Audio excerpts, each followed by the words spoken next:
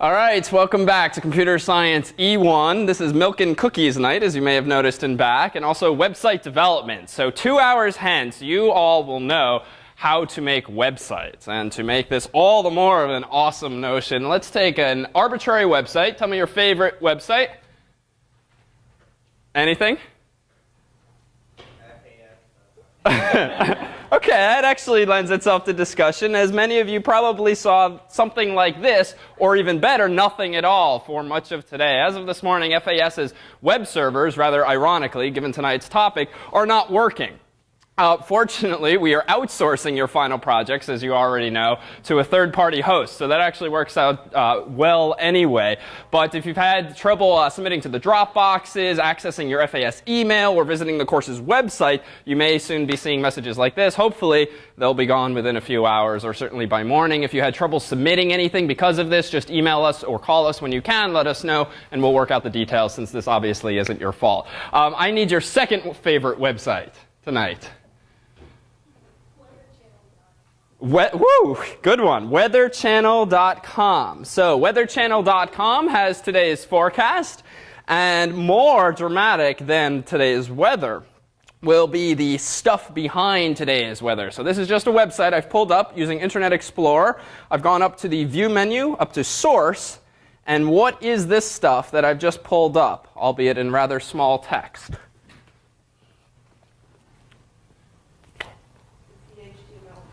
Yeah, so this is the source code, so to speak, underlying weatherchannel.com. HTML or XHTML are the languages in which web pages are written today. And you'll often see coupled with XML or XHTML or HTML a language called JavaScript, which you see some snippets of above here. You'll see a language called cascading style sheets, a language of sorts, which we'll also introduce tonight. And sometimes you'll see other types of technologies underlying a web page's design. The takeaway, though, for this introduction is that that front page that you yourself might pull up every day should not have this many blank lines in it. This perhaps could be our example of bad design. Although, let's see, we can scroll over.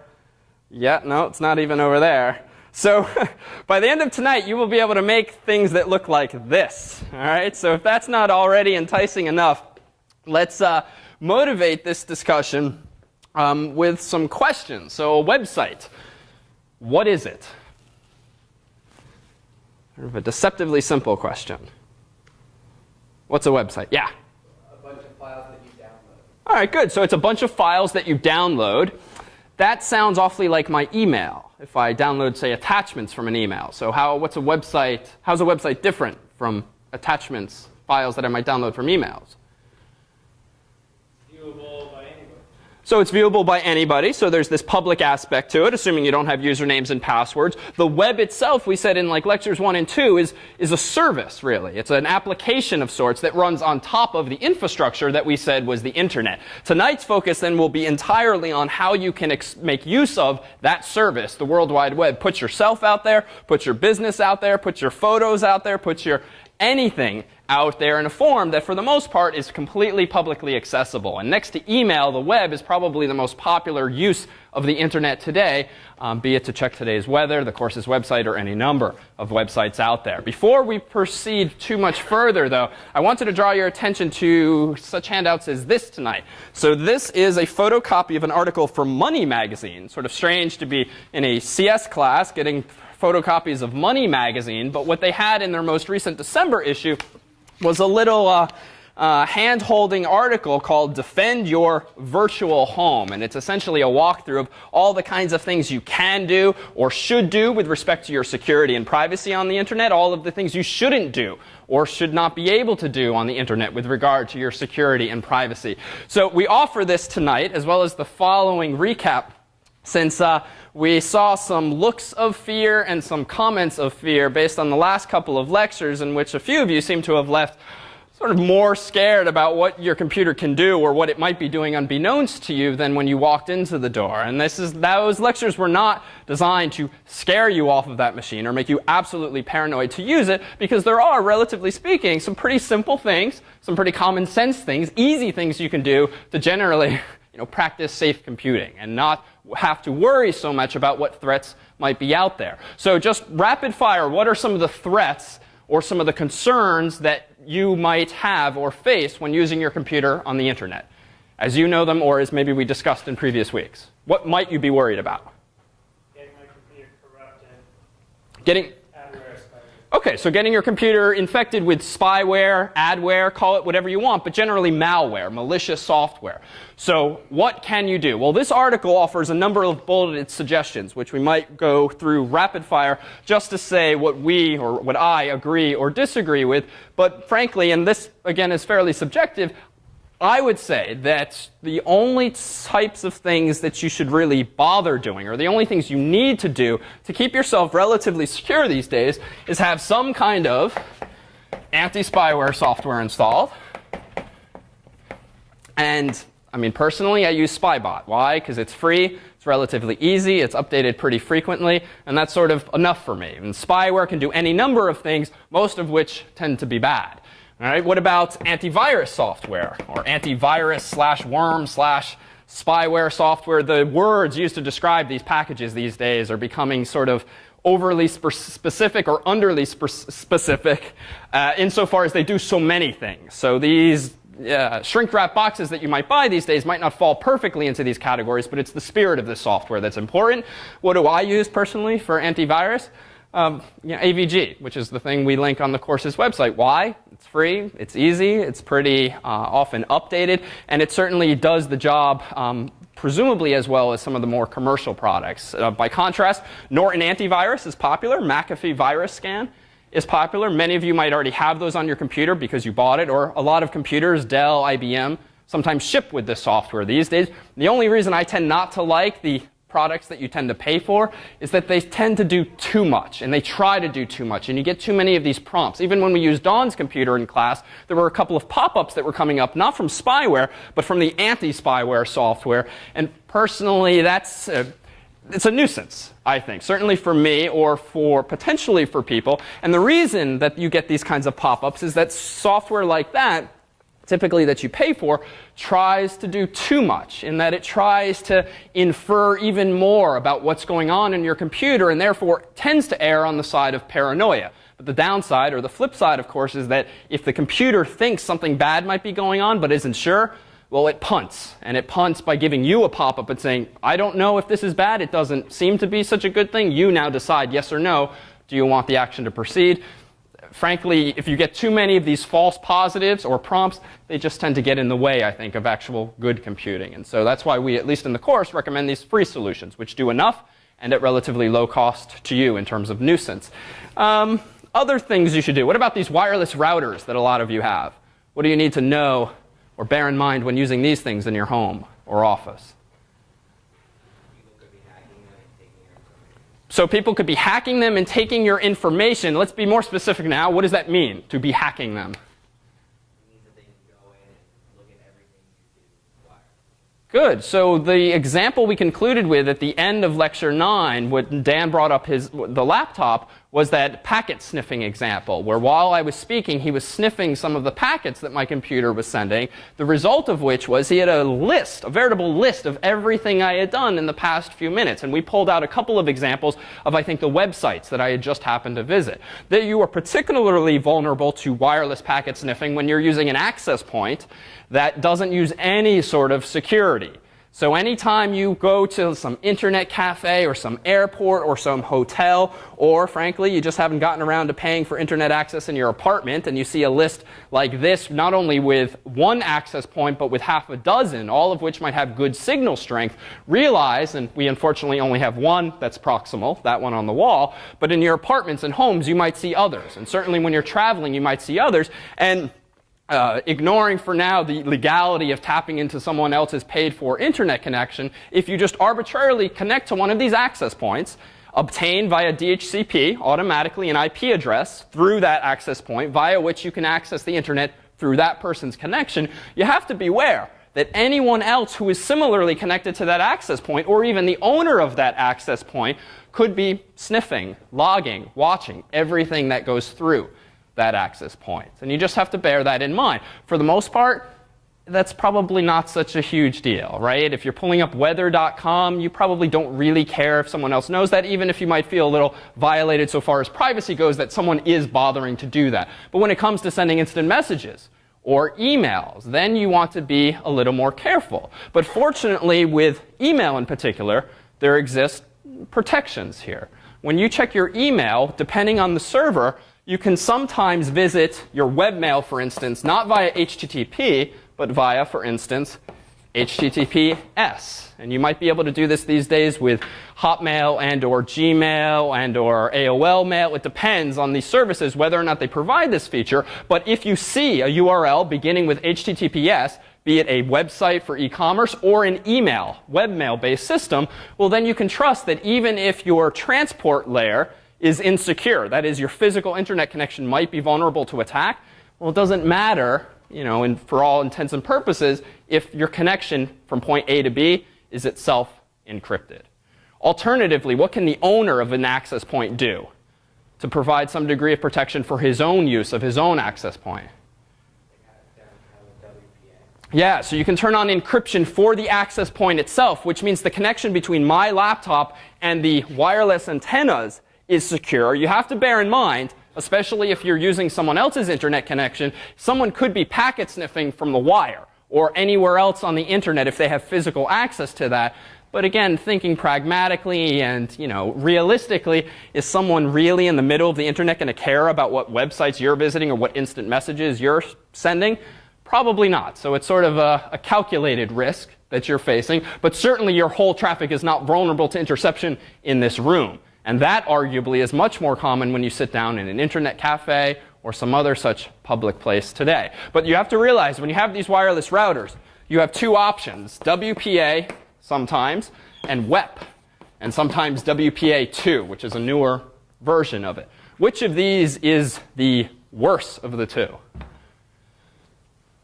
WEP, right? So it is fact that given enough minutes and the right software, one of these guys right now could be sitting here figuring out the WEP key to some local access point if it showed up in their neighborhood. Unfortunately, there are a lot of routers, sometimes the cheaper ones, though as technology progresses, this is becoming less of a problem, that only support WEP.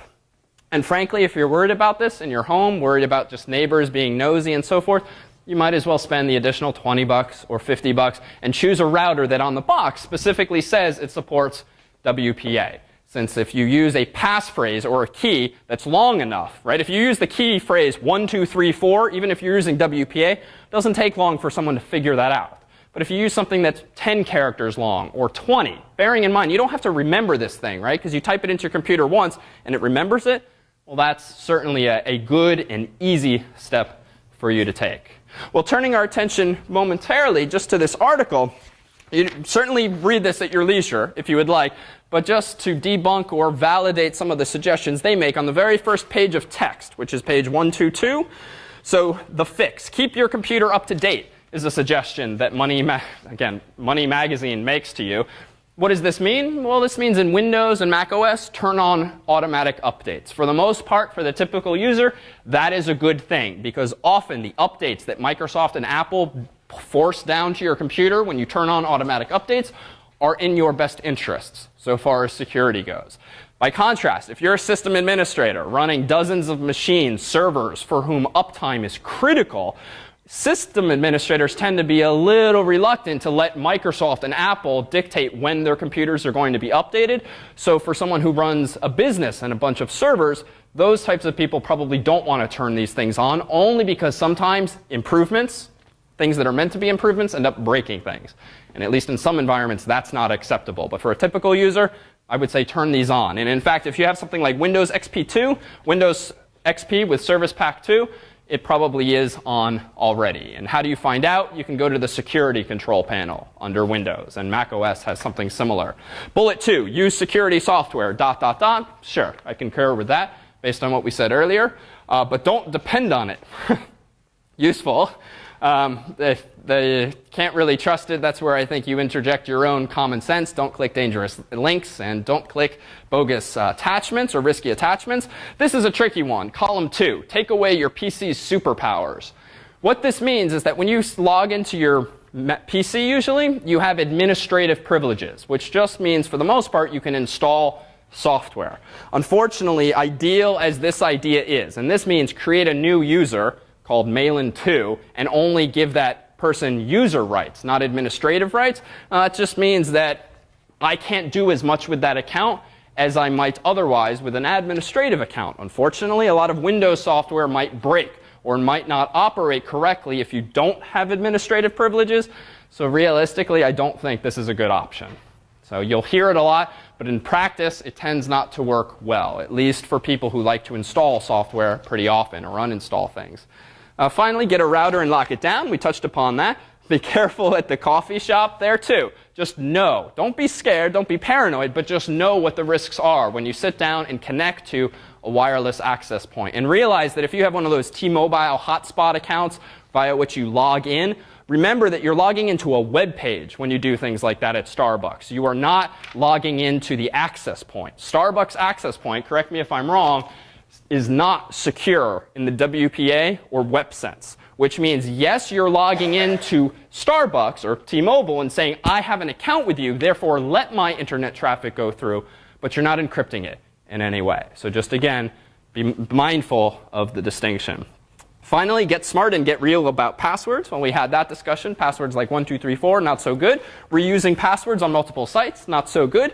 Post-it notes with passwords on your monitor, not ideal, but realistically, if you're not worried about the people in your home or office compromising your information, better to write the password down on a Post-it note than to forget it altogether, or to choose one that's so easy to remember that it's easy for someone else to guess. And finally, know how your computer watches you. Again, this is one of these concerns about cookies, which tend to be a good thing, not so much a bad thing. But we had that discussion a while ago. Shred or smash, when you get rid of your computer, sell it or whatever, you know from last lecture how you can wipe the data, at least with free software. Right? Rarely do you have to pay for any of these protections. And finally, don't assume you are anonymous online. And you've seen that too. Just as we knew exactly when students were accessing the website, we also, for the most part, knew what their IP address was, what their host name was, what their browser was, who their ISP was, and if that same student subsequently sent us an email, bear in mind that we could correlate that kind of information with the headers in the email and infer who it was that was visiting the website. So just realize that that kind of information is out there. So hopefully, long story short, from lectures 8 and 9, it's fine if you were spooked, but don't be spooked so much that you think that this is an untenable situation. Whew. With that said, questions? No? All right, so let's go figure out how to make weatherchannel.com and the like. So we know what the web is. It's a service. It's an application that runs on top of the internet. What then is a web server? Won't work tonight to look at the slide, right? What's a web server? Basically holds the information and makes it available from the individual to the user. Good. So it's just a server that holds information in the form of files, and those files are served by this server, this web server, to users that visit it. The relationship that we'll be focusing on tonight is pretty much that between web browser, like Netscape, IE, Firefox, whatever, and web server. Popular incarnations of web servers, just so that you've heard it before, are something called IIS on Microsoft's platforms. So if you have a web server running on a PC, it's probably Microsoft's Internet Information Services software. If it's running on a Unix or Linux computer, it's probably something called HTTPD, which is made by Apache. Free software, it's probably fair to say that many, if not most, websites these days are run by Apache software or something similar in spirit, unless servers are themselves running on Windows, in which case you might instead use something like Microsoft's hardware. The nice thing is about the web and about website development, it doesn't really matter what server you're running on, because for the most part, any platform provides the basic set of features. For the most part, certainly at the level that we'll be focusing on website development in this class. So a server is the computer, or at least it's a service being provided on a computer. When you log into a server, you have some kind of hard drive there, one or more hard drives, the root of which we often call /. That denotes the root of a hard drive. Or we call it in the Windows world what? C:\\\, the stupid distinction, right? One goes left, one goes right, but they denote the same thing. So just a single slash, usually in the world of Unix and Linux, which is what we'll focus on because it's more common, and it's also what we'll use for the final projects. This denotes the root of the hard drive. Well, beneath the root, you might have folders for a whole bunch of users. This might be Malin's directory. This might be Ray's directory, and so forth. And this might be called our home directories on the server. We log into the server via, say, SSH, like you might have done before. And when you log in, you have access to files on the server, which might be laid out as follows. Well, this is useful so that you can store files, but you also want your files to be publicly accessible. So on a system like www.fas.harvard.edu, anything that you see on my website on that page is actually in a directory called, by convention, public_HTML. All that is a folder in my account. And by definition of a web server, anything that's in this folder will be publicly accessible. And presumably there's HTML pages, that is web pages, files written in HTML in that folder being made accessible to the world. This is the setup you see on a shared server like Harvard's, the result of which is that you would visit my web page here as something like www.fas.harvard.edu/tilde-Malin. So if you've ever seen a website that has a tilde and then some kind of username, just means that that website is on a shared server with a bunch of other people, and this is Malin's personal directory. So that's all fine and good, and I would show you this if FAS were actually working, but we're going to outsource everything tonight, which is just as well, because this arguably is not the sexiest of URLs, right? Imagine telling people to visit me at www.fas.harvard.edu/tilde-MALAN. No one's ever going to visit, right? Even if it's just malin.com, it's questionable whether anyone will visit. But certainly this is not memorable and it's not sexy. And this is why in the final project this year, for the first time, have we migrated to this third-party hosting approach whereby each of you were invited to buy your own domain. And based on the final projects part 1 that have been coming in, most of you took that route rather than the FAS route, though you were certainly welcome to just work on the local system, though not today.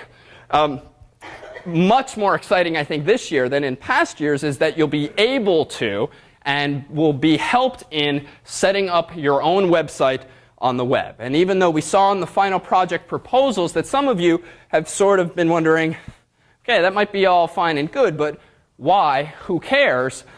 It's certainly the case that more so than in years past is this question of how do I make a website becoming a much more common question. And fortunately, it's becoming a much easier question to answer. And so for those of you who are thinking, all right, this might be fun to make a website, but why would I ever want to keep running this website? Do realize, especially, ideally as an alum of this class, that if there comes a day where a buddy of yours says, hey, do you know how I can make a website or where I begin, you'll at least exit this class not only with savvy on other topics, but with an answer to that question. And with the experience of setting one up yourself, you'll find that 1, it's not that hard, and 2, even if it's a little self-indulgent to put a lot of photos of you and your friends and your trips on the web, even if no one ever visits it, I certainly feel and think personally there's this coolness factor with having mywebsite.com out there. And if nothing else, it should be a proud little moment for you to share with just some family and friends and say, hey, look at me. I'm on the internet. Could you even fathom me having done this a few months ago? And if we can make a few of you feel that way, then hopefully our job will be done well. So with that said, how does one go about making a website in the real world, right? This is all fine and good, and most of the setup that you'll do if you use your FAS accounts, which I'll refer you to the Teaching Fellows in section and workshop for what steps are different here, they're fundamentally the same, just some of the names of the directories and so forth will be different. Where do you begin? How do you set up a website? All right, well, fortunately, you can already answer the first question. How do you begin setting up a website? All right, this isn't that self-serving of us, right? There are other ways to answer that. So what's the first step in setting up a website? What do you obviously need to do? You need a domain name that's not taken. All right, how many of you found a domain name on the first try? Oh, that's pretty good, pretty good. I've sometimes spent hours on projects just trying to figure out a good name. How many of you spent more than just one try finding a name? Wow, so that's impressive. So either maybe I'm just not very good at this. That could be the explanation. All right, so you've got your domain name. Well, what does that mean? Well, we sent you to GoDaddy.com if only because, one, we've used it ourselves, and two, it does tend to be very popular, even though hopefully you realized how ridiculous all of the buy, splashy banners were on that website. I mean, they make it hard to find how to just check out without paying more than $8.99. But again, that's sort of a lesson unto itself, navigating what's, dare say, a poorly designed website from a user's perspective, but a brilliant design from someone who's trying to upsell you perspective. So with that said, you check out. You now own Malin.com, for instance. And what does that mean exactly? Well, what you have just done is registered with an authorized authority, that being GoDaddy, your domain name for a year. You effectively have ownership of that for at least a year, assuming you paid for just 1 year. What GoDaddy then does is registers that name with the authorities that run the internet so that effectively it is reserved for you, right? There has to be some kind of agreement in the world, otherwise this whole system wouldn't work. If someone from this country could buy Malin.com, someone from another country could buy Malin.com, the whole setup just doesn't work. So there is something going on behind the scenes when you buy that domain name such that the world effectively is being informed that you now own that name. And no one else, even if they go through some other registrar, can buy that domain name. Well, what then is step 2?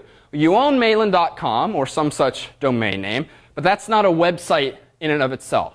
That's just the name. And that name might be used, yes, for a website, but it can also be used for email or for FTP or SFTP or any other service you might want to provide. We in the course will do web and email since they're the two most popular, but you can do anything with that host name that you can do with the internet. If you want to set up a website, what, based on what you might have inferred from the project spec, do you next need to go find for yourself?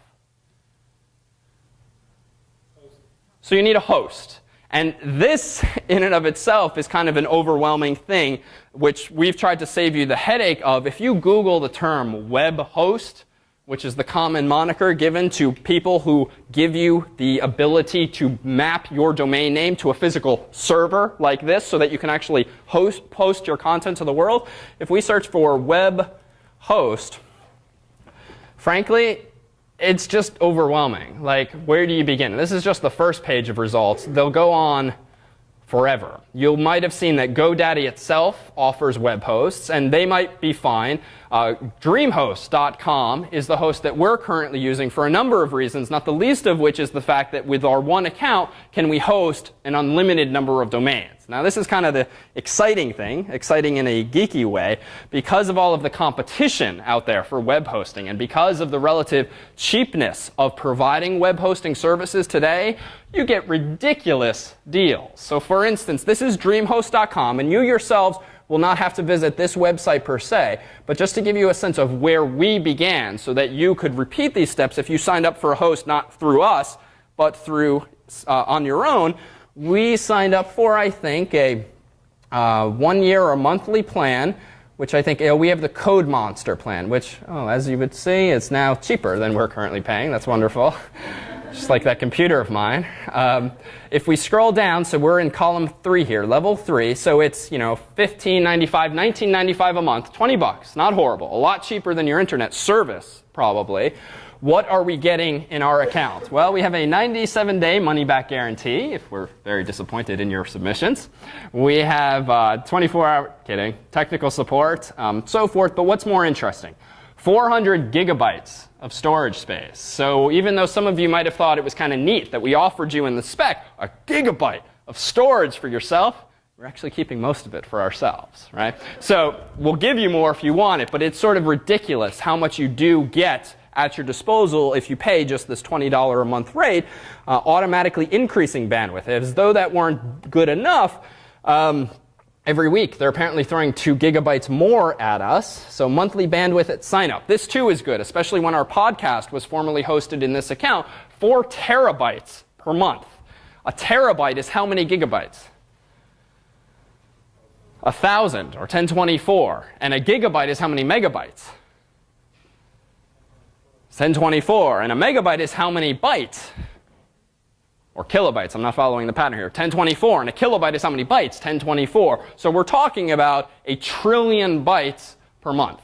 4 trillion, in fact. We don't foresee us going over this, even with all of these websites being hosted. And long story short, you'll see a whole bunch of other services offered, features, some of which are more marketing speak than they are actual features. But things to bear in mind when you're signing up for your own web host is what kind of email support might I get. Sort of closely coupled with the idea of having a website is having email addresses in that same domain. So the options that you have when setting up email are most popularly something called POP, if you'll recall, and IMAP. Think way back to lectures 4 and 5. What was the distinction between POP and IMAP, as you might recall from your reading or from class or experience?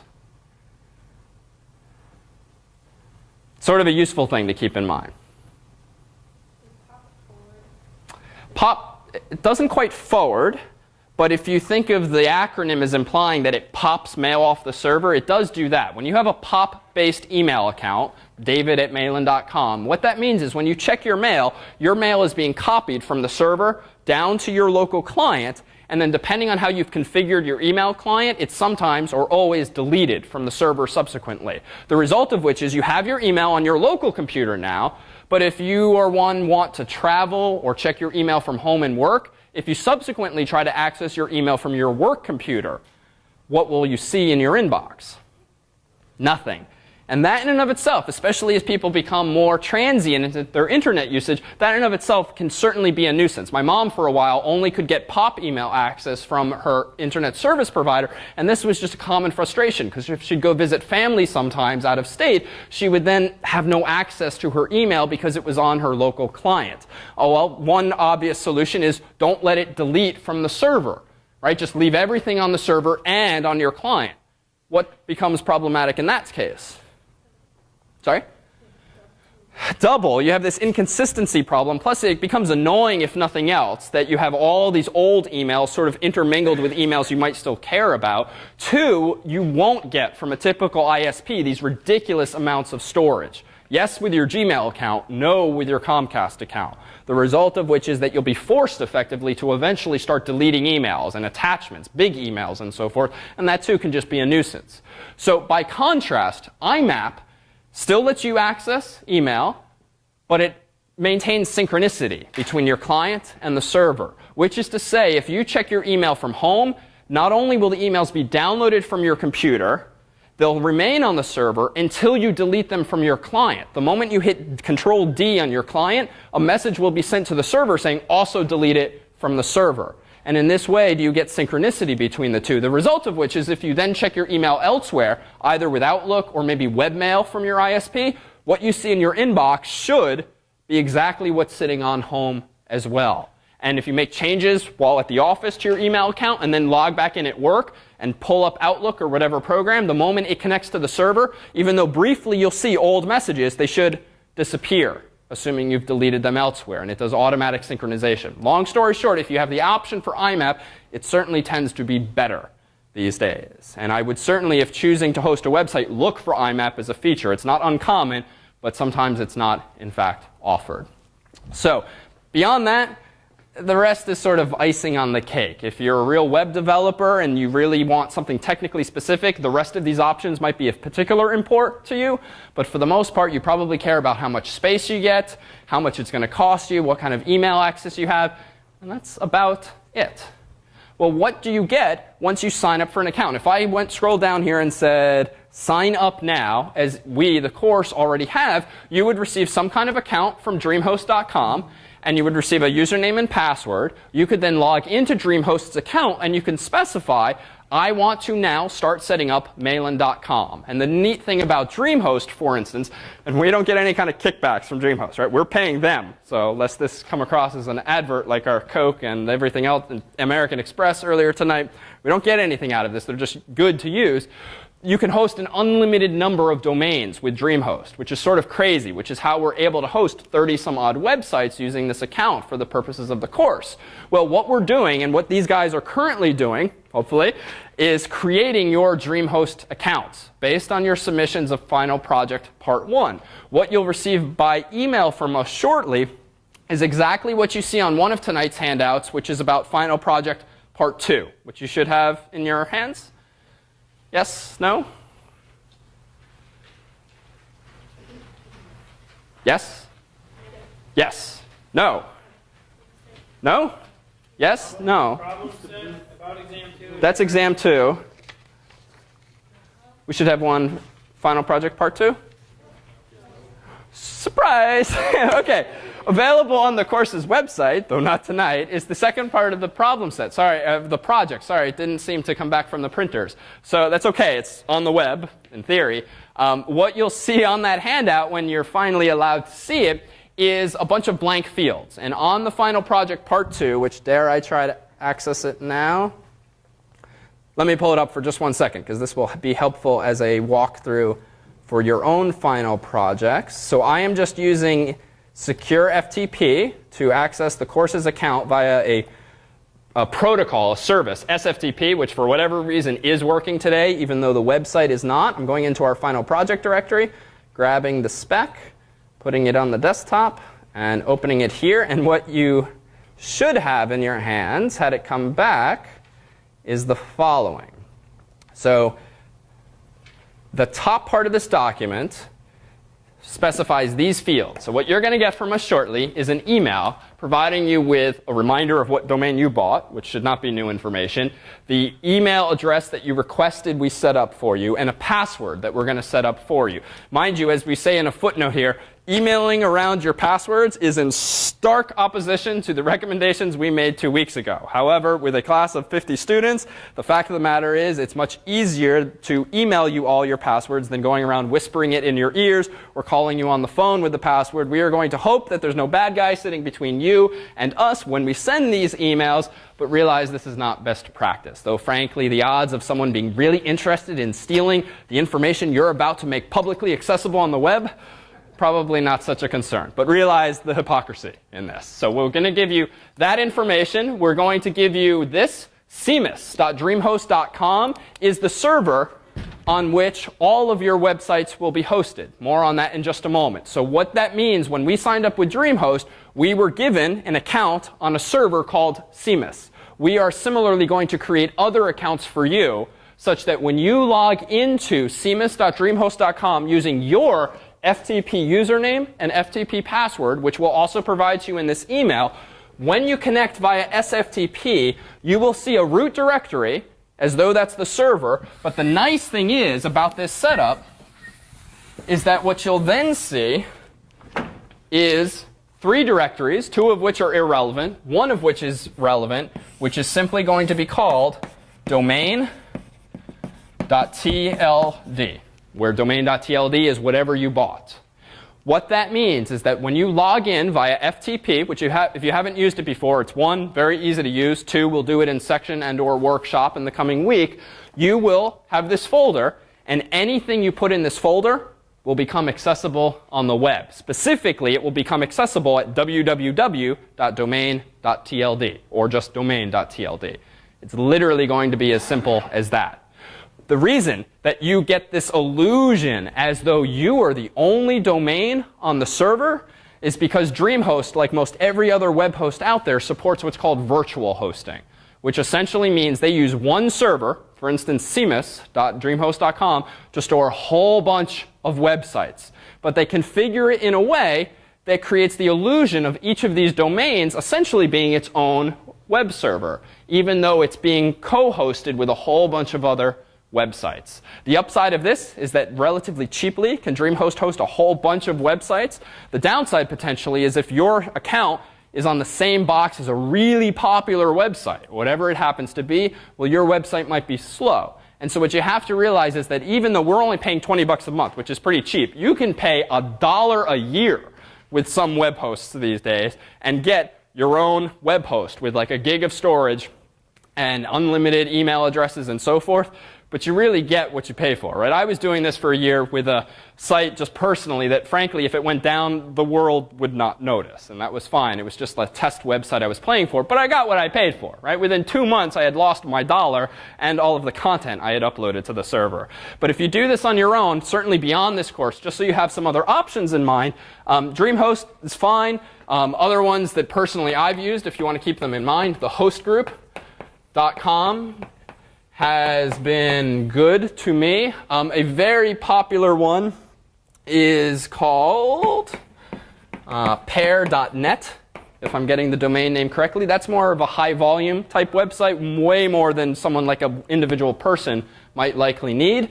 And there are a whole bunch. Oh, there's another one I've used, erice.net, among the weirder ones, but it's like $10 a year. So if, again, you want an account that you don't really care about, but it's useful to have for maybe a secondary email account or some basic web space, those guys have been good to me as well. And I point these out only because there are so many damn options on the web that finding a web host is sort of a challenge sometimes unto itself. And the best solution to that problem usually is asking around for recommendations, people at work, friends, and so forth.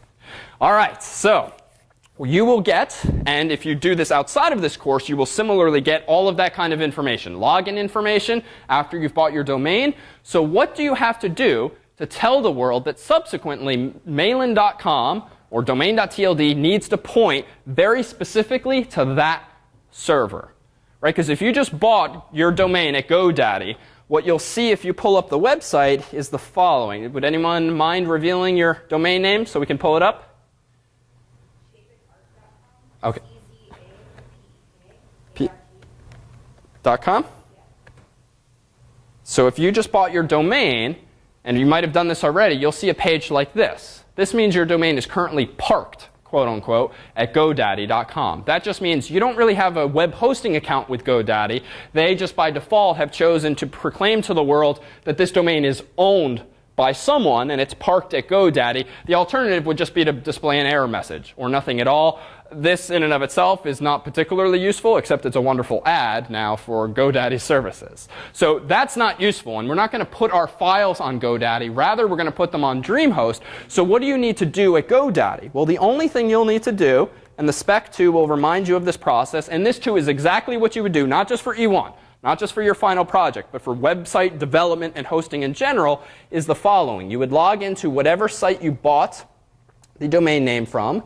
You're going to type your username or customer number, which I can't remember, so I wrote it on my laptop there. And I'm going to paste this in here. And I won't tell you our password, but I'm going to log in to GoDaddy.com. And again, the spec, which you'll soon have in your hands, will walk you through this. You'll go up to domains, my domains. And this, of course, will vary based on registrar. But frankly, there's little reason not to just keep using the same registrar with which you're already familiar. It's hard to beat $10 a year. You can, but it's not going to save you all that much. So mailin.com, unfortunately, was taken. But I did go out and get us mailinrouge.com. This, of course, is a pun. I was not so clever as to come up with this. An office mate of mine, when we were first choosing our desks 4 years ago, when I returned to grad school, plastered a sign over my desk saying, "This is Mailin Rouge's desk." So I thought we'd go with the domain name. And notice I splurged a little bit, right? I wasn't happy with just the .com. And for vanity's sake, or also just discussion's sake, officially, I also bought the .net and the .org. Maybe an easy question, but why? Yeah.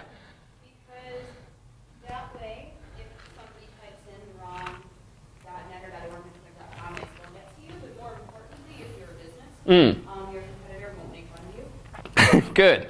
So one, if people mistakenly type the wrong one, at least you can map that to your own domain name. And two, it's not uncommon for people to buy bogus domain names or domain names with slight misspellings or just different TLDs just to make fun of some company thinking that make fun of or just make money off of sites where you pull up a slight misspelling of very popular websites, you'll usually get some kind of advertisements pushed at you. If nothing else, this slightly discourages it, though frankly, given you saw at GoDaddy how many TLDs are available to you, you can very easily spend way more money than you should getting all the stupid TLDs that realistically no one's accidentally going to type mailinrouge.info. Right? So I didn't go that far in this case. But what I did do was I did go this route for tonight so that we could show you, if you did go this route yourself, well, how you can map all of those domains to just one. And the simplest way to set up that, as well as the simple task you must achieve to map your domain name to your server, is the following. When I pulled up my account and went to my domains, I see this page. And you too will soon be doing this at home. You will then simply click on the domain name that you want to modify. I'll go with the .com and make that my primary domain. You'll see some scary looking information or just a lot of details, almost all of which you can ignore, because the only thing you'll need to do is the following. There's an icon up there called Name Servers, and you're going to click this. You're then going to see a form that looks like this, and the only thing you have to do henceforth at GoDaddy until you want to move your website elsewhere or renew your domain name is fill in these top 3 boxes. To be very specifically, ns1.dreamhost.com, ns2.dreamhost.com, and ns3.dreamhost.com. NS stands for name server.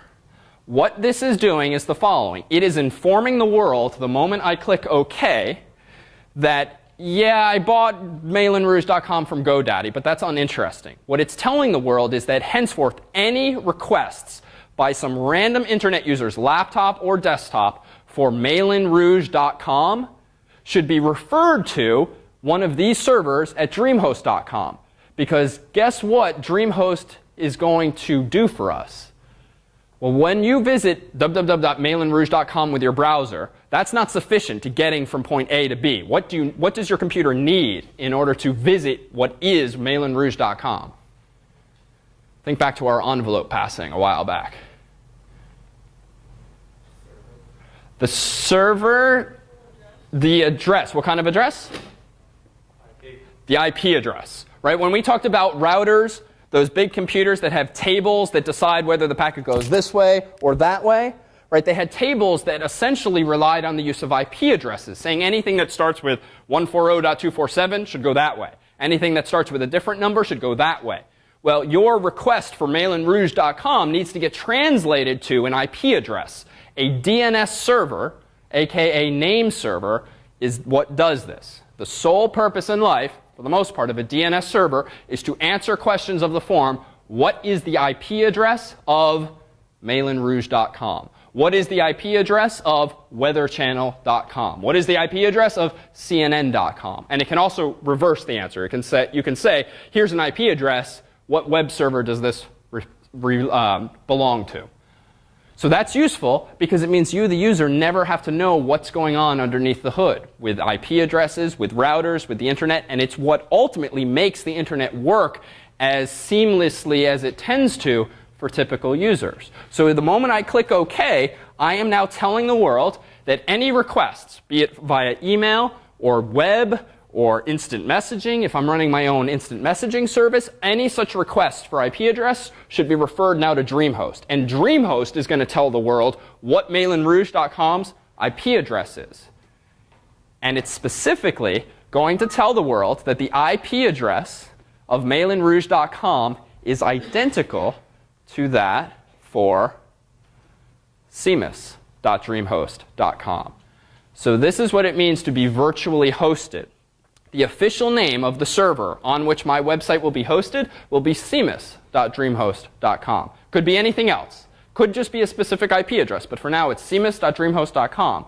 But because of DNS and because of virtual web hosting, as it's called, multiple host names, mailinrouge.com, raydiaz.com, dan.com, can all point to the same server. And it's because DNS servers ultimately tell the world what IP address relates to a domain name. So if that DNS server at dreamhost.com for everyone in this room, as of tonight, starts answering questions of the form, what is David's IP address? What is Dan's IP address? What is Chris's IP address? And gives the same answer to every query, and specifically gives the IP address of cmus.com, cmus.dreamhost.com, then all of our requests for web pages for students in this class will be mapped to the same server. And that server will then determine, based on what name was requested, whose directory the request should be sent to. So let's validate this. So I'm going to pull up a command prompt in Windows here. I will make this slightly bigger and change our font size to something a little larger.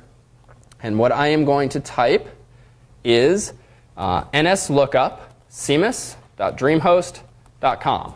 Enter. This program, which is available on many computers, translates cmus.dreamhost.com to its IP address. How does it do that? It asks the nearest DNS server, what is the IP address of cmus.dreamhost.com? That's all. And in fact, it looks like cmus.dreamhost.com has the IP address of 208.113.148.29. Or, no, yes, .29. Well, wait a minute. What if I similarly say, all right, nslookup malinrouge.com. If this demo works, what should I see?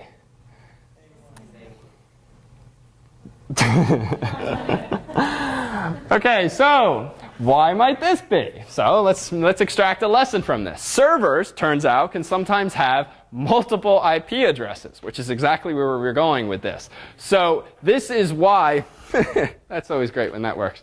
So this is perfectly OK, because even though my content will in fact be hosted on cmus.dreamhost.com, it's possible for a server to have multiple IP addresses that both physically refer to the same machine. What does that mean? It usually means they have two Ethernet cards, sometimes for bandwidth reasons, sometimes for redundancy reasons. It depends. It could also mean that just like FAS allows you to access your files from multiple different login machines, it could just be that my files, even though DreamHost has been telling us to go to cmus.dreamhost.com, there might be other servers that provide me with access to my files. The short answer is it's unclear from what just happened which scenario it is.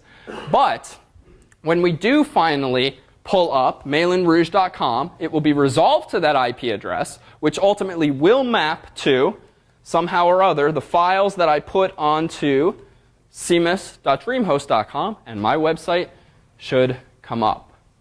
Well, let's confirm this. I am going to do the following. I'm going to, with our FTP program, which on the PC is SecureFX, I'm going to connect to cmus.dreamhost.com as Malin, and then with my password, which I can't tell you. And notice that what I have here is a layout that looks very similar to this. And I said there's 3 folders, but I said ignore the other 2. Well, there are the other 2. You'll have this too. One is called logs, one is called maildir. Maildir, as you might guess, is where your email is going to end up. But for tonight, we're just going to go into this directory.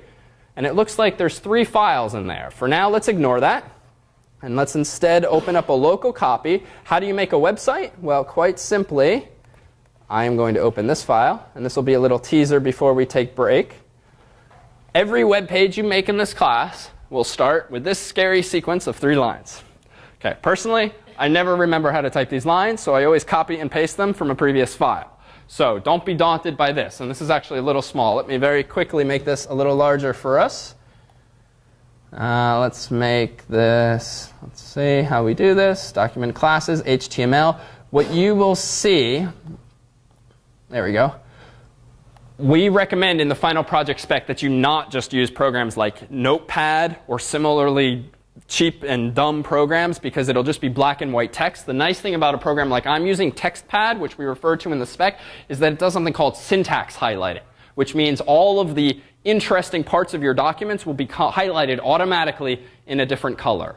Well, how do you make a web page? Here is your first introduction to making a web page. Every web page starts with that. And we'll take the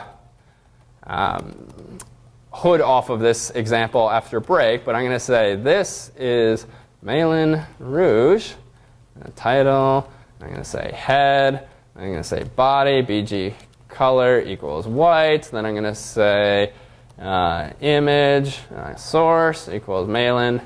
I will just say hello. Welcome to Malin Rouge, exclamation point, / body. I'm going to delete some blank lines. You don't have to be writing this down, don't worry. And I'm going to go to the File menu. I'm going to save it. And I'm going to call it test.html. I'm going to hit Enter. I'm going to go back to this FTP program, and quite simply, all I'm going to do, and you shouldn't be seeing that in advance, is I'm going to drag test.html to my mailinrouge.com directory. And notice that it appears at right. Now it's over here, which means it's on the server. So now I'm going to go up here and go to mailinrouge.com/test.html. We'll try the little finger crossing since it worked so well last time. When I cross my fingers and hit enter, what should I now see? What I just typed. Whew! All right. 1 for 1 tonight. So I have just made a web page on the internet. Not that hard. Also not that dramatic. So just before we take our break here, let's suppose that I know a few more HTML skills, which within an hour's time you too will. What do I need to do to enhance this thing? Well, let's forget about the text, and let's instead use an image that I spent far too much time on Photoshop with, and insert this mailinrouge.jpg, whatever that is. Let's go ahead and refresh it. And I'm going to re-upload the file to the server, right? Because I've just changed the local file. If I refresh this, nothing material has happened because I haven't changed what's on the server. So bear that in mind. FTP, I'm going to take this file, test.html, move it over there. And now, prepare to be, oh, you won't be amazed yet. I'm going to change the color to be black instead of white. It'll make the website look so much better. I'm going to re-upload that just by dragging. That's all it takes. I'm going to go back to the website. Just like a web page you might visit, just hit refresh, and it'll re-grab the newest copy of the web page. And, drum roll. Wow. Look at that Photoshop work. Look at what I did for my latest problem set.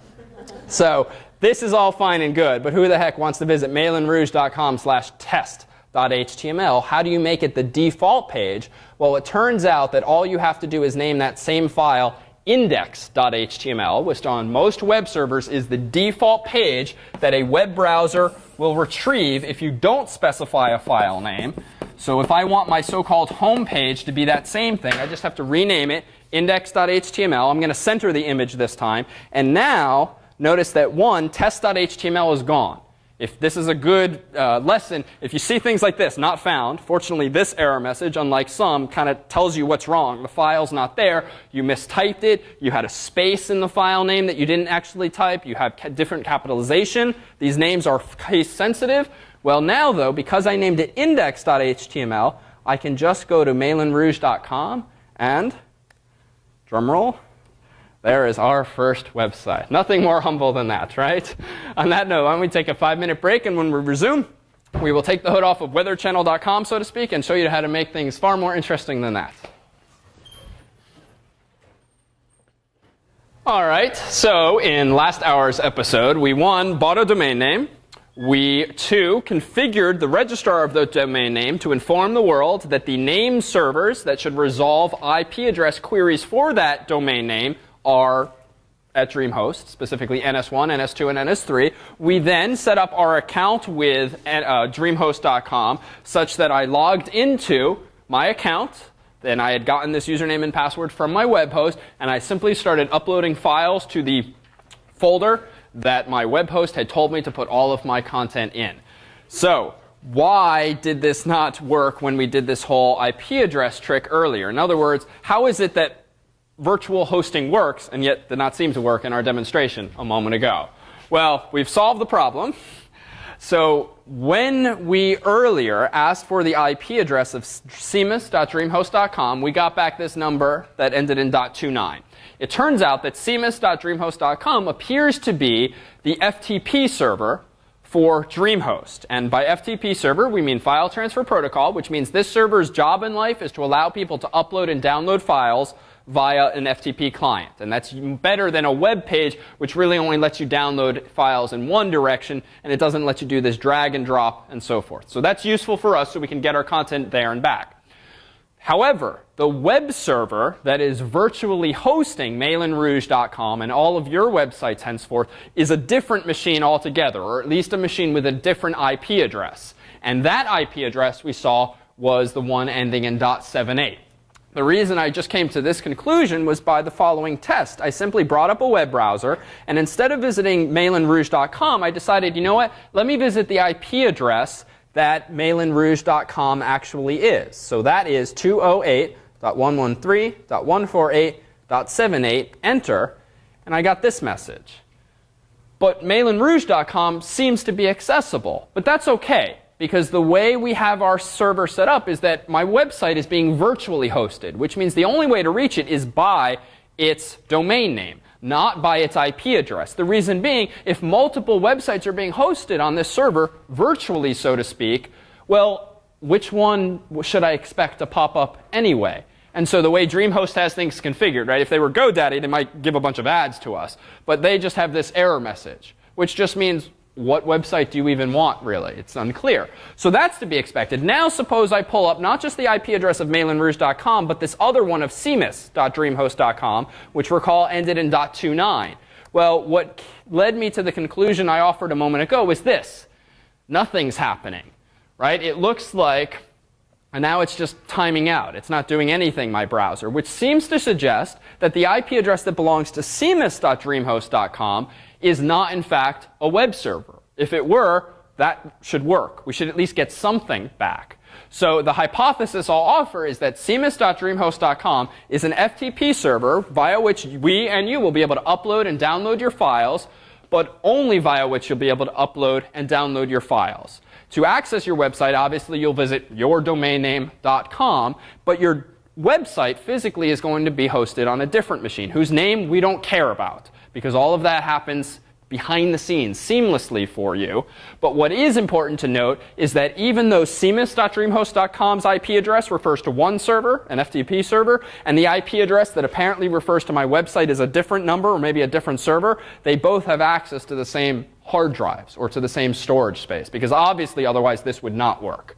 And this is a common practice, to be able to log into multiple machines via maybe different protocols or services, but still have access to the same content. And that's simply the way their system administrators have apparently set things up. Henceforth, it's not interesting to you what your IP address is, certainly when you're hosting a website, because the DNS servers take care of all of that for you. Neither you nor your visitors need to know. So how do you go about writing something? This is like a web page written in Photoshop, right? I haven't really done anything interesting here. I've just plastered a big graphic on my web page. How can I actually start doing things with text and links and mail to links and other sorts of things? Well, let's start at the beginning. Here's where we began, which was with this XHTML, which I just whipped up pretty quickly, right? Even I copy-paste the first 3 lines because I never remember them, and that's fine. In this class, we'll be writing XHTML, which stands for Extensible Hypertext Markup Language. Don't need to write that down because you don't need to repeat it, but it's also on your jargon sheets. But if you can remember it, great. But all it means is that XHTML is a markup language. And as that kind of implies, it's a language. It's not a programming language. You can't make software with it, but you can mark up content and make things look bold or big or small or blue or red, black or white, because you can mark up text. And you can include images and also sound and videos these days. And you do this by writing XHTML. As an aside, many websites, maybe most websites, are written in a looser, a less robust language called HTML, which just doesn't have some of the same constraints that we're imposing, but increasingly know that websites are beginning to be written more in XHTML because it is a superior language from the computer's perspective.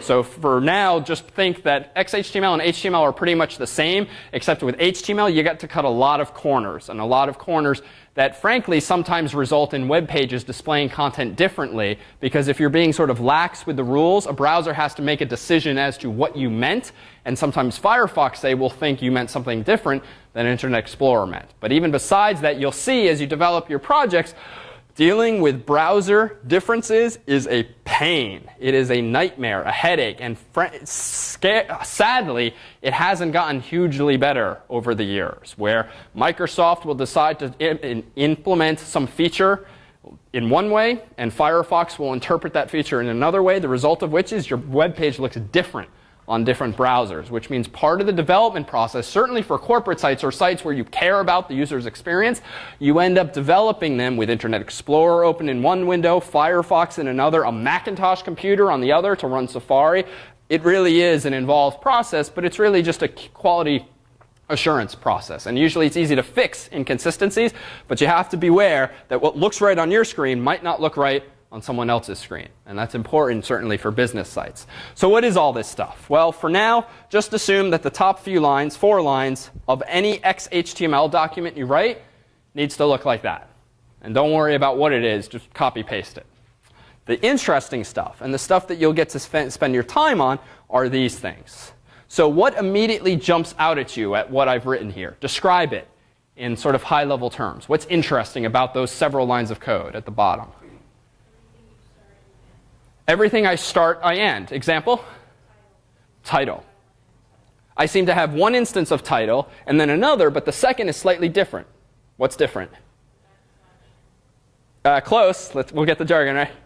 /. Right, minor point, and maybe a religious debate more than an important debate, but /, same word. So each of these things that begins with an open bracket, as we'll call it, and ends with a close bracket is called a tag. So when you write XHTML or HTML, it's all about writing not only your content, like the actual words the user sees, but marking it up with tags. And tags are not data so much as they are what a CS person would call metadata, or semantic information, whereby it has meaning to the computer, but the user doesn't need to know that that tag is behind the scenes. So nothing in these open brackets and close brackets actually should appear to the user unless you've made a typo, in which case it might actually appear erroneously. Any web page you write, besides starting with this crazy stuff, must start with open bracket, HTML, close bracket. It is a paradox that when you write XHTML, you must start your document with HTML. So be it. Any document you write must therefore end with open bracket, /HTML. And this is sort of an easy trick to get used to. And this really is the difference between XHTML and HTML. With HTML, you don't necessarily have to close your tags, so to speak. You can open them, but you never have to get around to closing them, the result of which is it's much harder for a computer to parse, that is, read the web page. So we preach the better of the two, XHTML. So with that said, any tag you open, you've got to eventually close, and you've got to open and close it in sort of opposite order. So the first tag you open is going to be the last tag that you close. So everything gets nicely balanced in that regard. It's symmetric. The next tag you'll write after HTML is the head tag. And inside the head tag, so to speak, goes your title tag. And if you decide to write more advanced web pages that might have little scripts and programs written in JavaScript, sometimes in the head tag, well, you also have mini programs using another type of tag. But for now, know that you simply must have a title tag. Below that, we're all done. So we close the head tag, so to speak, and then we open the body tag. We type whatever our content is for the body of the web page. Recall that originally it was something like welcome to Malin Rouge, I think, something like that. Close body, close HTML. Now we have a web page. The two things, therefore, that every web page must have is a head and a body. Where is this head appearing? Stuff in the head, specifically the title tag, appears where on your web page? Did you notice? The very top in the so-called title bar. So notice it has Malin Rouge exclamation point. That's the title. And the only thing you would put in the title tag is the, oh, I see it's a different version here that I'm playing with. So let me, lest we wonder about the inconsistency. So the file that's on the server is this one, whose title is Malin Rouge exclamation point, and that's what appears in the browser window. That's also what appears, notice, down here in the taskbar on, say, a Windows PC. That's all. The body is where all the juicy stuff really happens. So let's tease this apart. I'm going to restore it to where it was a moment ago. So our original web page was white, and I simply said, welcome to Malin Rouge. Let's go ahead and upload this thing to the server. Uploading is as simple as dragging and dropping, and we'll cover this in section and workshop if you are not so familiar. Let's refresh it. And here's the web page. Oh, that's not it. Let's upload index.html. It worked that time. And here we go. We're back to our very boring web page. So what can we begin to do to control the behavior of a web page? All right, well, I deleted some of the interesting stuff, but I left one remnant, BG color. So whereas the name of that tag is the body tag, tags in XHTML can also have what are called attributes. An attribute is simply something that modifies the behavior of the tag. So BG color, as you might guess, denotes what? background color. What you'll notice in XHTML is there are lots of nicknames really for things because it's much quicker to type BG color than background color. So you just have to get used to some of these nicknames. BG color is an attribute, which means that it is something of the form name equals quote unquote value.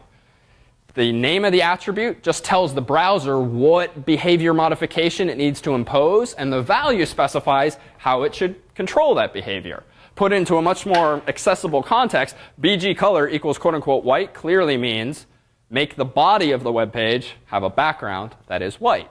So to convince you of this distinction, what if we do, well, black? All right, this is not magical at all. I'm just going to go back to the files. I'm going to upload index.html again, open my browser, refresh. Well, now we have a web page with, interestingly, a little bit of hidden text that you only see if you highlight it, which is kind of stupid. So that's not a very good web page. Pick your favorite color. Let's make it a little sexier.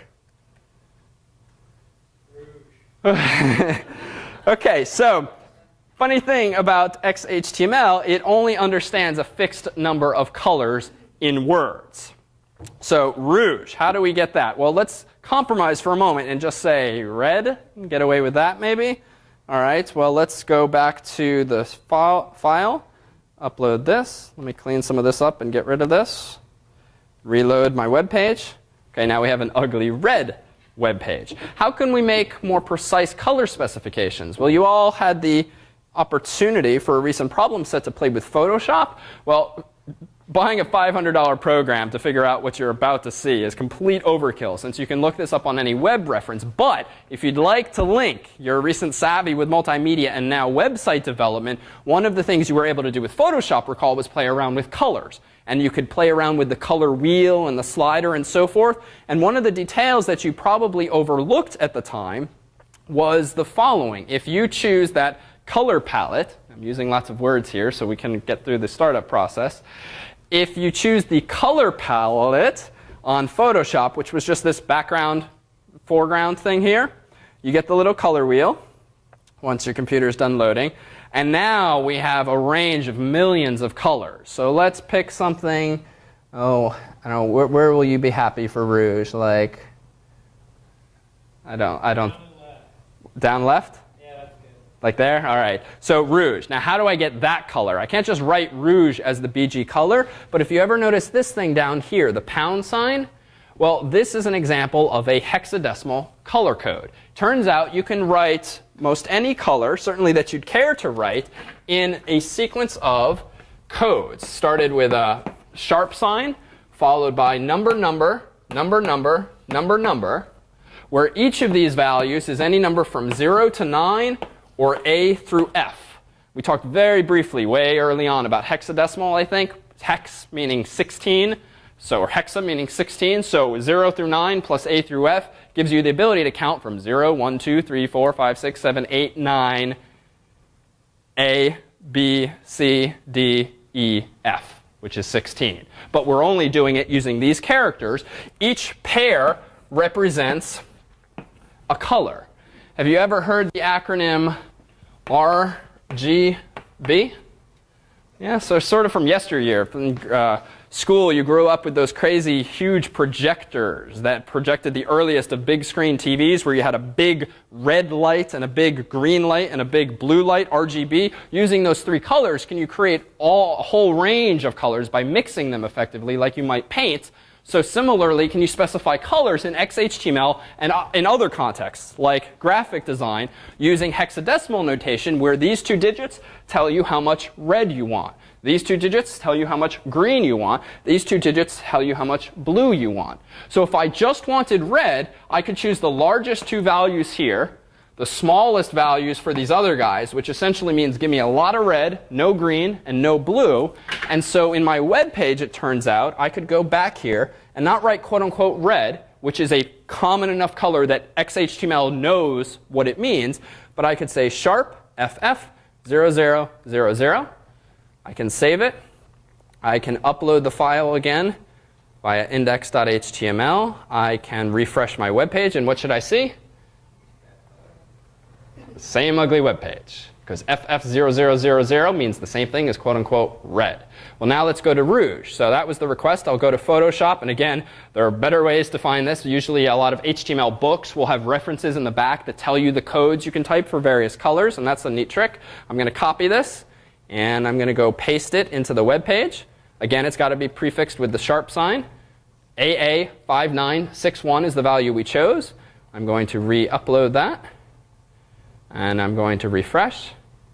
And now we have a slightly less annoying web page to look at. So there you have it. You can choose it from any number of thousands of colors now using that idea. Mixing the colors manually, or frankly, Google around on the web or use one of the recommended resources on the course website's resources page, though not tonight, and you will be able to just look these kinds of things up online. But for the most part, you can choose the numbers off the top, the words off the top of your head. So that's an attribute. It controls the behavior of a tag in a certain way. There's only certain attributes defined for certain tags. How do you know what tags have what attributes associated with them?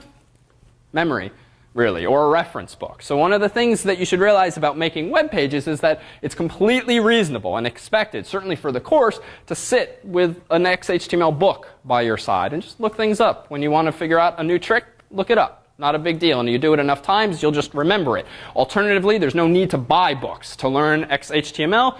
Pull up any one of the websites that we recommend on the course's website, or just Google around for XHTML tutorial or XHTML reference. And there's so much free information, there's no need to have a book, but sometimes it's more convenient. So we do recommend in sets 1 and 2 an XHTML book that is a pretty good one. It's a useful, quick and dirty reference to have next to you.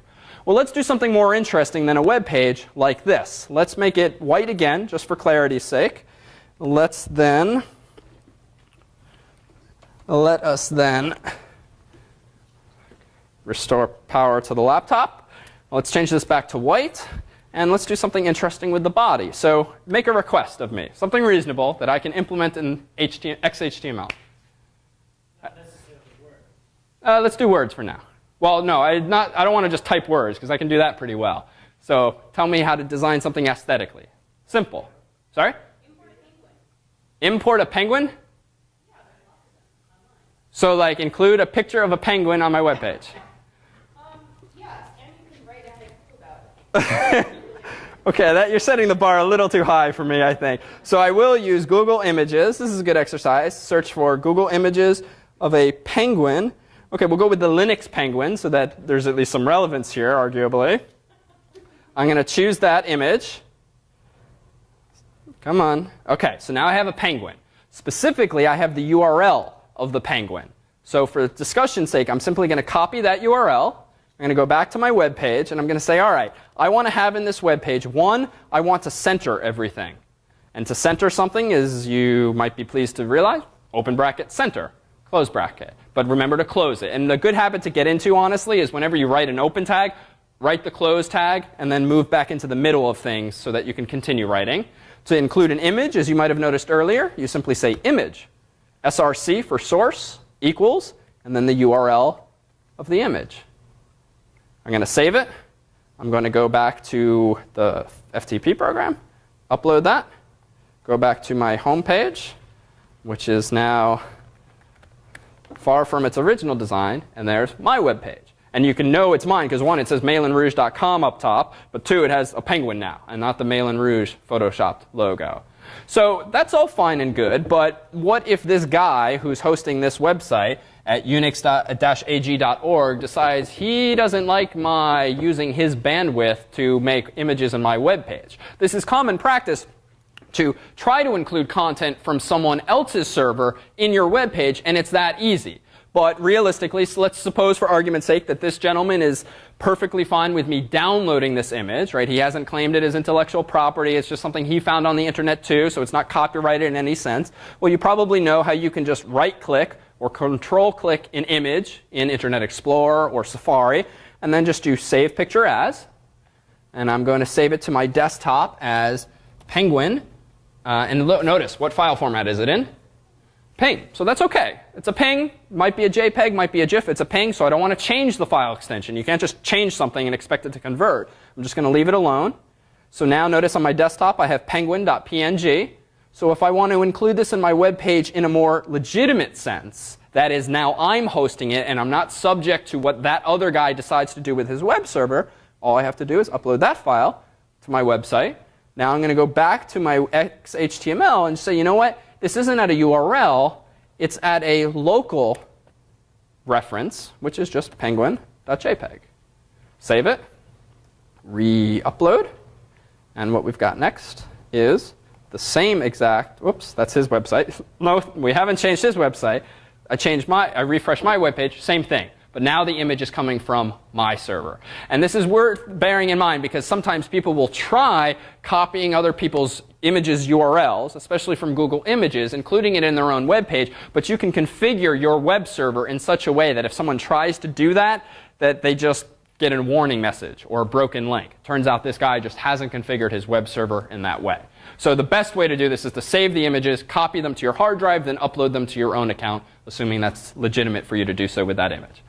So not bad. I made a web page with a penguin. Give me something else with text this time. Yeah?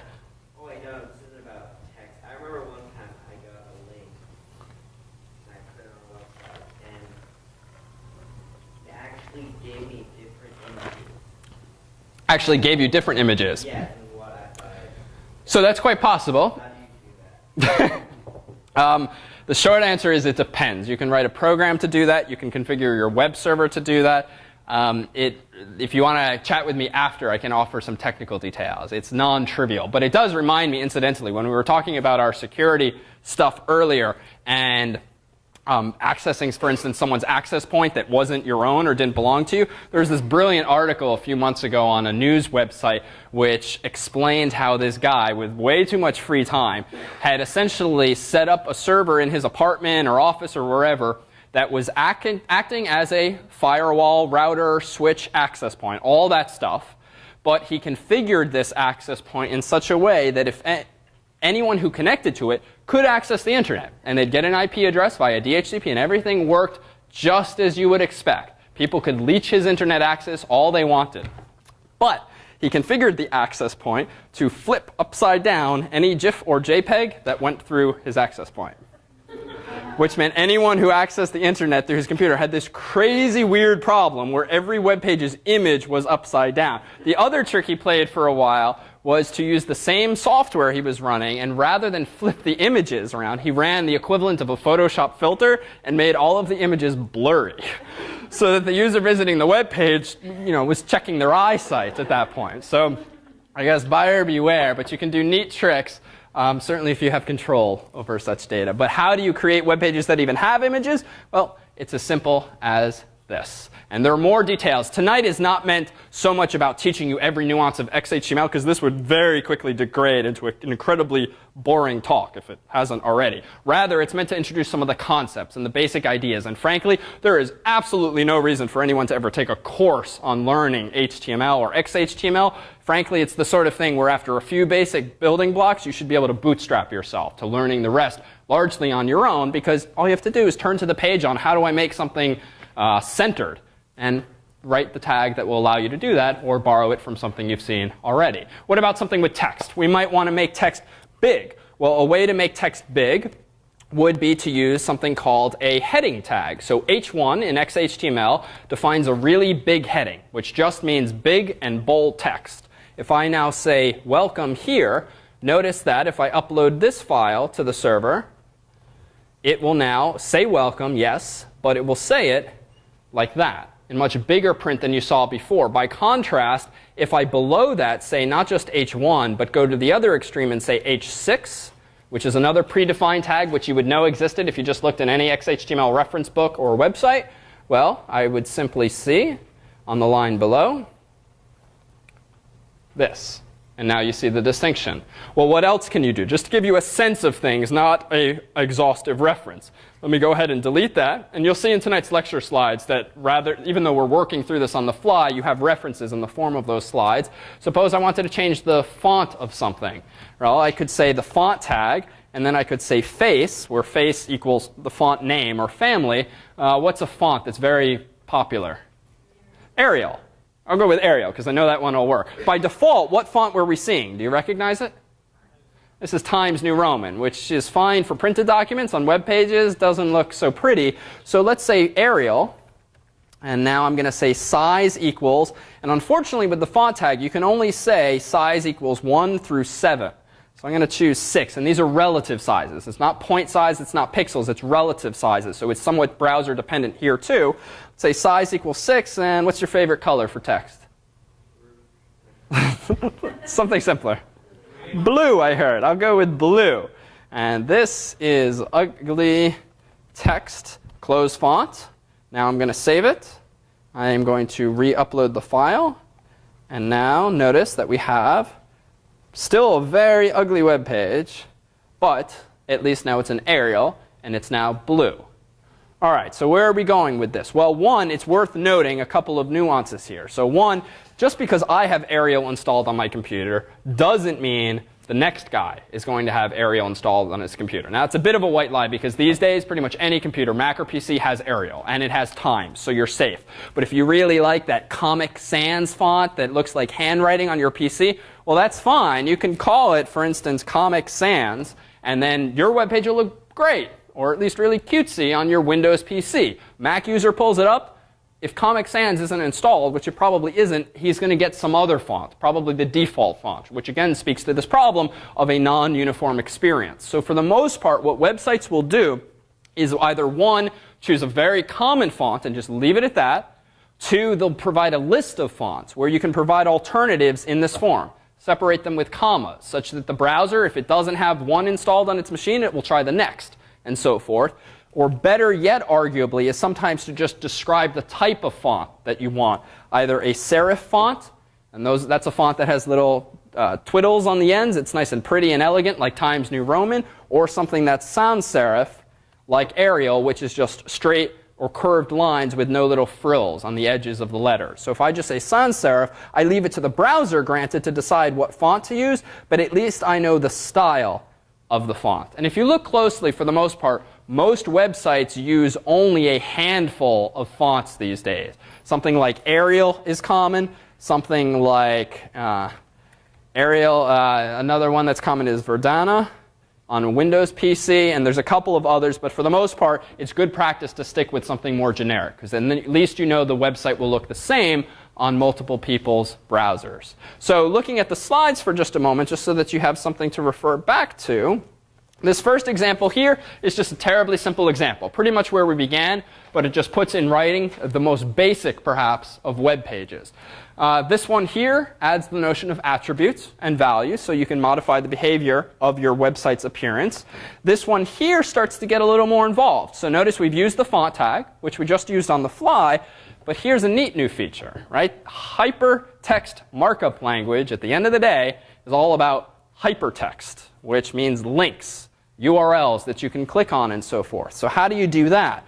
Well, suppose I want to have a website linked in my web page. Well, I could do this. This is ugly text, and I will say that leads to, and now I'm going to say open bracket, a href. For anchor, a hyperreference here.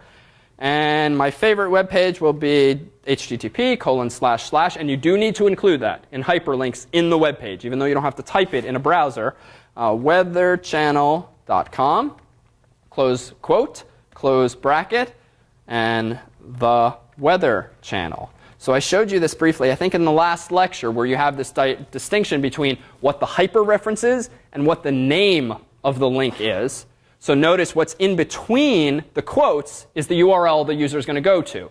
What's in between the open tag and the close tag, the anchor tag, is what's going to appear on the web page. So if I save this and now upload this index.html, refresh my page, now notice I have a hyperlink in that same string of text. And if I hover over it, notice that the URL is weatherchannel.com, but the text is something completely different. So how, again, are those spammers and those phishers trying to get you to click on bogus links? Well, let's just suppose that I change this to a bad guy's website.com. But you know what? I'm going to call it paypal.com. Well, what's the effect? Well, if we update the web page and refresh it in the browser, well, now it looks like I have a nice little link to paypal.com. but not quite. Right? So that's how phishing attacks tend to work. When you click on one URL thinking it's one thing, but it actually leads elsewhere. Well, you don't necessarily just have to make text lead somewhere. You can make images lead somewhere. For instance, the course's website, which I would be showing you, has banners up top. And in fact, we had some wonderful submissions for the multimedia problem set, which I wanted to show you, because if you click on the banner on the course's website, it'll flip through each of your submissions. I'll try this just for kicks to see if we even have a chance of seeing it. Oh, it came up this time. So if at home, I won't dwell on this now, but if you click this banner, you'll see each of your submissions. We'll leave that one up there for now, just because it's the most startling when someone visits the website. It's not changing it for everyone, mind you. It's changing it just for you using cookies, remembering what you've seen before. What I'll invite you to do at home or at your leisure this week is do take a look also at the several mouse pad designs that were submitted. In next week's lecture, what we will do is have a vote as to which mousepad design you find to be your favorite, and then we will go to press with that, and your souvenir come term's end will be, I'll just pull up one just because it makes you smile. There's our winner, right? No bias here on our part. What we'll do next week is vote, and at term's end you'll walk away with a very nice mousepad in hand. Yeah? If it's not there, drop us a note, and we will check through the archives. It might just mean that I overlooked it. So, with that said, back to the question at hand, how do you make links not only be based on text, but on images? Well, so far, we've seen that XHTML is all about just nesting things, right? You can nest tags within tags within tags, so long as you keep things balanced at the end of the day and eventually close those tags. So if instead of saying paypal.com, I wanted a penguin to lead to CNN, or to badguyswebsite.com, I could simply put what here? Yeah, image source equals penguin.png. And that's it. Oh, but this is an interesting point to make. Notice that have I ever closed my image tag? Now or before?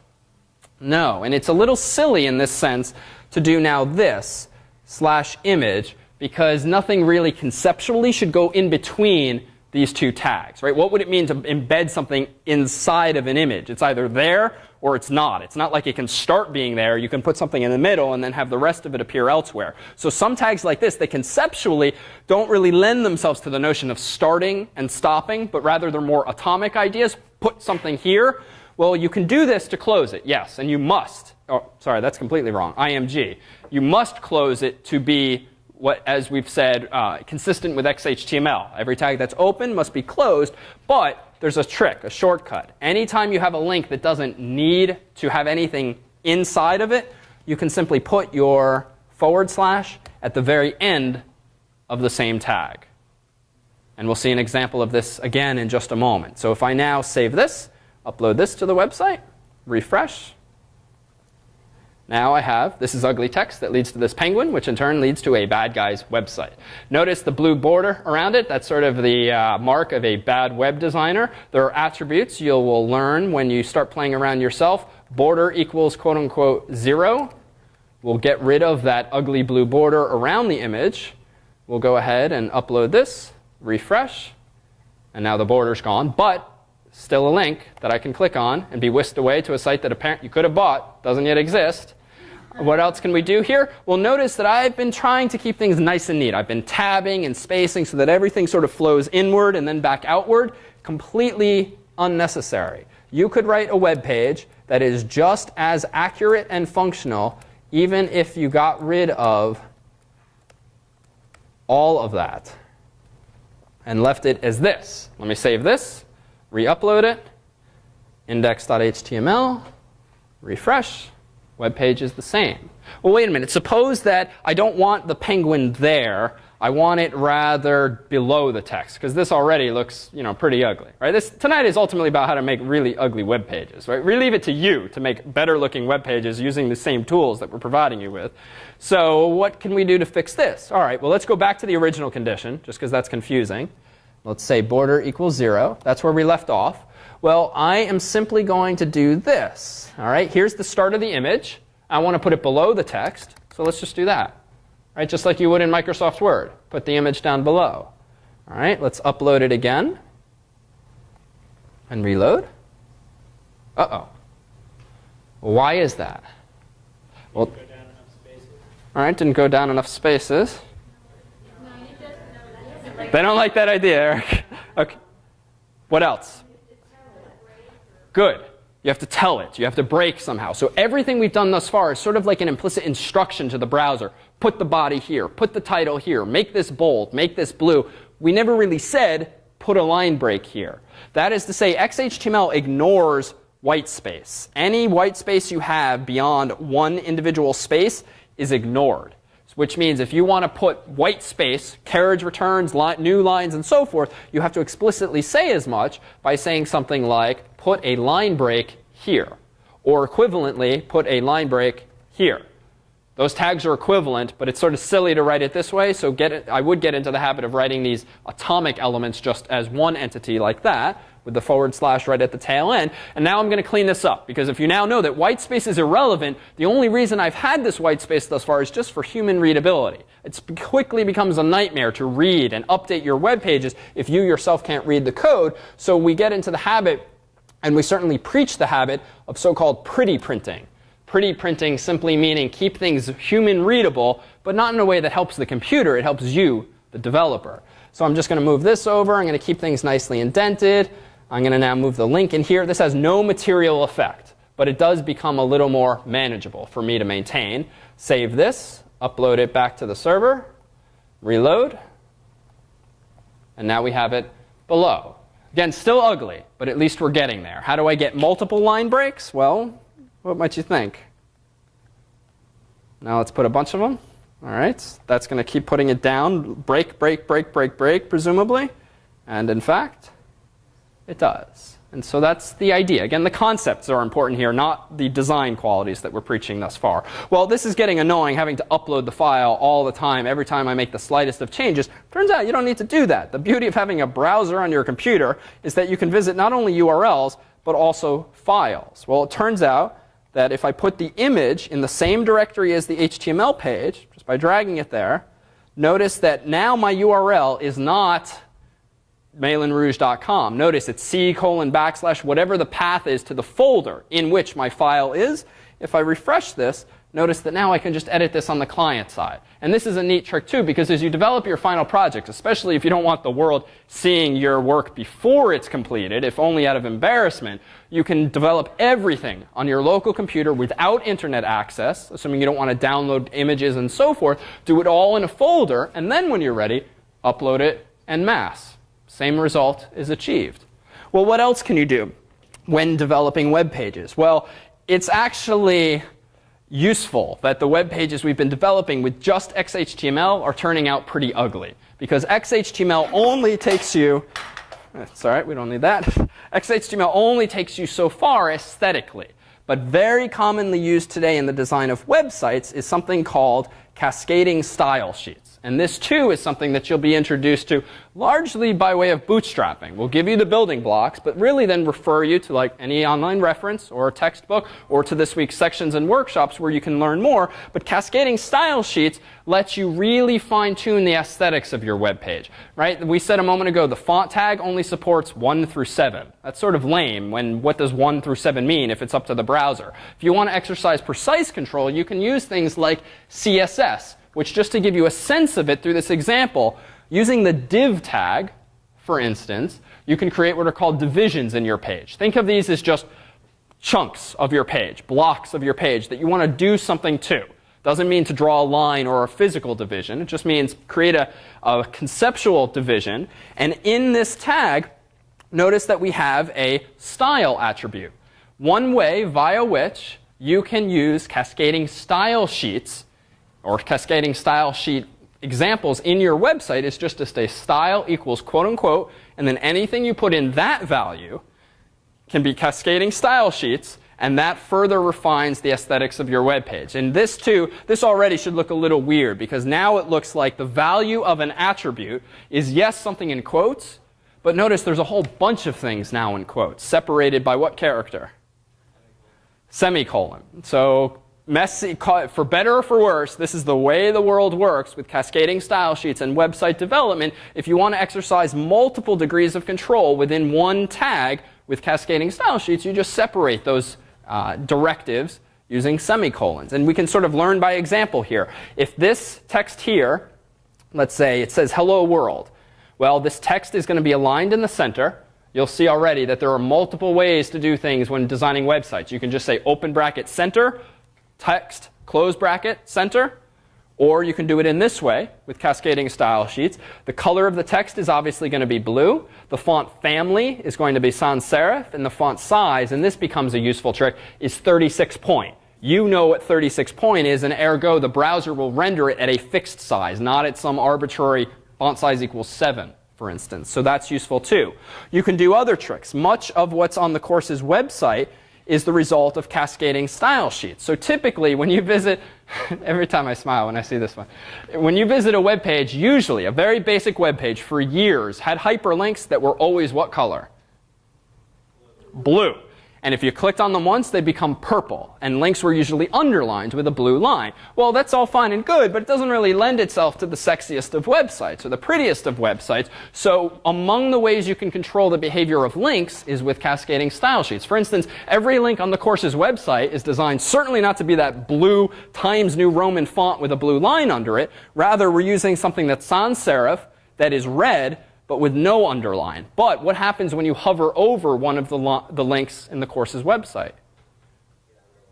It underlines then to sort of draw your attention to the fact that it's a link. If we visit something like the Not Dumb Questions site, this too has links, but if you hover over these, they similarly become blue and they become underlined there. Cascading style sheets are a wonderful thing, and this is just a snippet, a sneak preview of what you can do with cascading style sheets. We'll defer more of it to the section that's devoted to enhancing your websites with cascading style sheets, or to any number of online resources, a couple of which we link to in the resources page. But for now, just think of it as a way of exercising more aesthetic control over your website.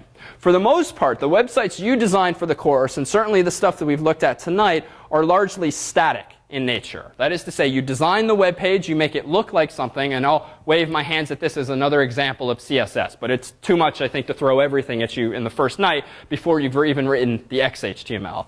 Well, most of the stuff we've looked at is in the form of static content. You make a web page, and it looks the same every time you pull it up. Well, many websites these days, certainly the ones we visit the most commonly, like Amazon and Google, they're ever changing. And certainly for all of the billions of web pages that Google has indexed, there is not some guy writing an XHTML web page that, gives you a link to the first 10 results, and another guy who wrote the page for the results 11 through 20, and another guy who wrote the results for 21 through 30. All of that stuff, needless to say, is automatically generated. And just so that you've heard some of the jargon, among the technologies that these bigger websites are using, none of them are hard, and they just require a bit more savvy than you can introduce, certainly in just one lecture's time. Server-side includes look like this. Again, I'll wave my hand at it for now, but this is something you can return to with your final projects if you're so inclined. Allow you to output things dynamically like the current time, or the user's IP address, or other such things that the server would know. DHTML. This is the combined use of something called JavaScript, a language, programming language, with XHTML and CSS, cascading style sheets, that creates those websites that have more interactivity, things you can drag and drop. And any website that's a little sexier than the more static ones you've seen often uses the combination of these technologies. Something called Ajax is related. And again, this is something that might recur if you continue in your progression of studying of programming and so forth. CGI is the name given to a technology that allows you to generate web pages dynamically, often on Unix or Linux computers. The course's website uses CGI to dynamically generate the lectures page and the section page. We rarely edit XHTML ourselves on the website. We edit a configuration file, type some commands, and bam, the website changes itself to save us the time of having to write XHTML manually. On Microsoft platforms, you have things like ASPs. On Java platforms, you have JSPs. And there are other such dynamic technologies. We will return to more of what you can do with your final project as the course progresses. Let us make one quick announcement about this weekend's and this week's workshop and section. If Eugenia wouldn't mind coming down for just a second. Hello. So tonight and Saturday's sections are on XHTML. So basically, you'll be working on actually making a web page. And then this Saturday's workshop is an introduction to digital video editing. So any of you movie makers out there, we look forward to seeing you. Excellent. So tonight, again, to be clear, was meant to introduce some of the concepts and some of the basic building blocks of website development and where you're going with your project. It's through these sections and workshops and also on your own over the next 2 months where you'll get an opportunity to really dive in deep, look something up online, ask questions of us, figure out how do I do this. But one of the best ways to learn, to be honest, about how to write web pages is to just look at the source code of other people's web pages. If you see something you like, not to copy it per se, but to look at how they implemented it and to learn from others. And that, frankly, is certainly how I learned this stuff early on. Someone gave me a 1-hour crash course on HTML, and I went off and learned the rest on my own just by asking questions and poking around. So you have many months to work on this. We'll return to it over time, but until then, we will see you next week.